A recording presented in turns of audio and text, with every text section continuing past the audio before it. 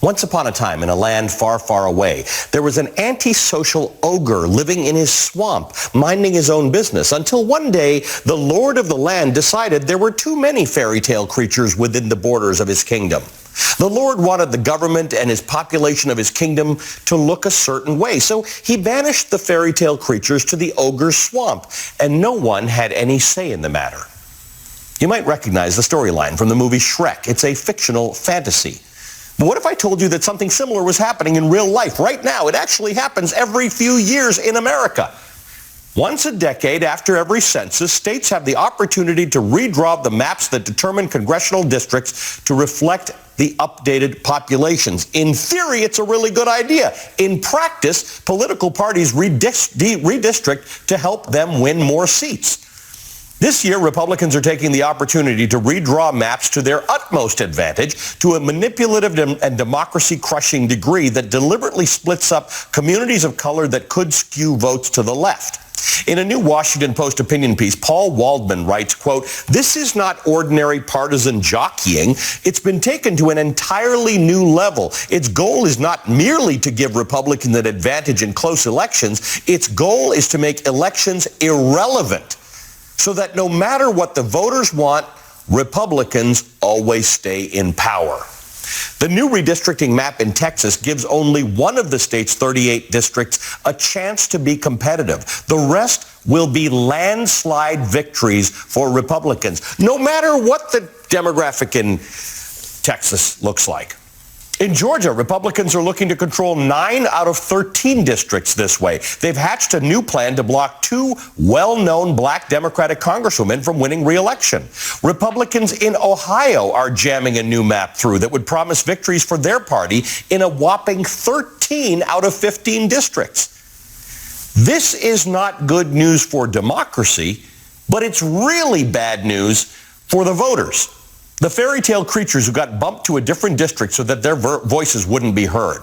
Paul Waldman joins me now. He's a senior writer with the American Prospect and opinion writer for the Washington Post. He's the author of a new op-ed that you must read called "The Redistricting Apocalypse is Here." And Paul, you point out, thank you for being here, you point out that framing this discussion in terms of partisan advantage was probably the first mistake, right? It frames it as a game that people in power are supposed to win. The concept of redistricting was supposed to be inherently democratic, to make sure districts keep up with their population change. Yeah, and that's almost inevitable given the way that we talk about politics, as though it's always a game and it's always about who's up and who's down.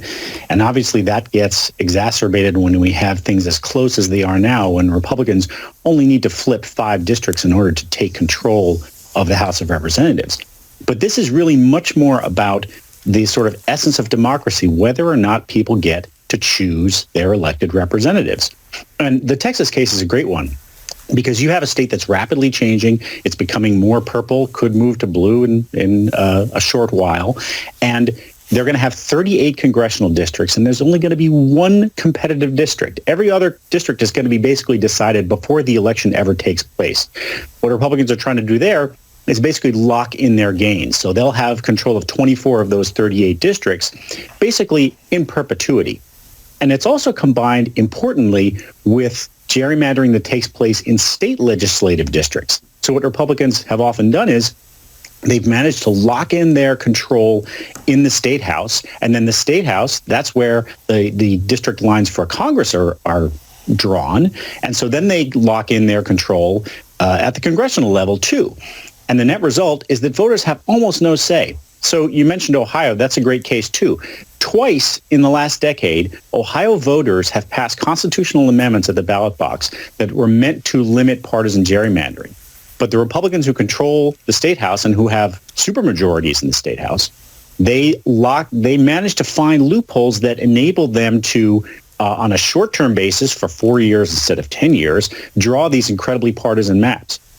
So they just passed a new state legislative map that will basically make it so they have supermajorities in the state house, in perpetuity. So even if a Democratic governor gets elected there, he won't be able to stop them.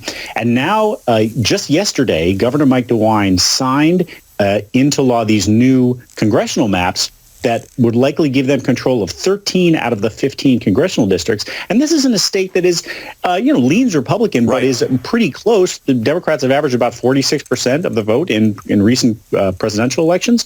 So there are almost no competitive elections in Ohio. There's no reason for people to care. There's no way for them to hold their Which is where this hurts democracy, right? Because if you know nothing ever changes, your likelihood of active participation in the political process diminishes. There are certain districts in this country where Democrats won't run a candidate because there's no point. The other side wins by 70% or 80% or whatever the case is. This attack on democracy is the one that gets the least ink. It's not the same as the big lie. It's not the same as these legislative anti-voting things. It's not the same as what I was talking to Jenna Griswold of Colorado earlier today, the internal threats to democracy through voting machines. But this is the most pernicious and the one that has the greatest long-term effect.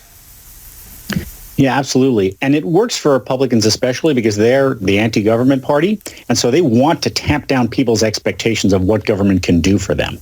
And Democrats, who actually are more likely to want to have government do a lot of things and be more aggressive about solving problems, they end up losing because people just sort of tune out. They think that nothing is ever going to change. Problems are not going to be solved. Government is not going to accomplish anything in their lives. And then Republicans can just keep their hold on power and have government serve the interests that they want to serve, which often are the ones that have the most influence, like business interests. It's a real danger to kind of fundamental precepts of what we think the government is supposed to be, how democracy is supposed to work, and it's being attacked at all levels, from Congress, in the White House, all the way down to your local city council. Paul, good to see you. Thank you for the very enlightening op-ed that you've written. Paul Waldman is a Washington Post opinion writer and senior writer at the American Prospect. Thank you, sir.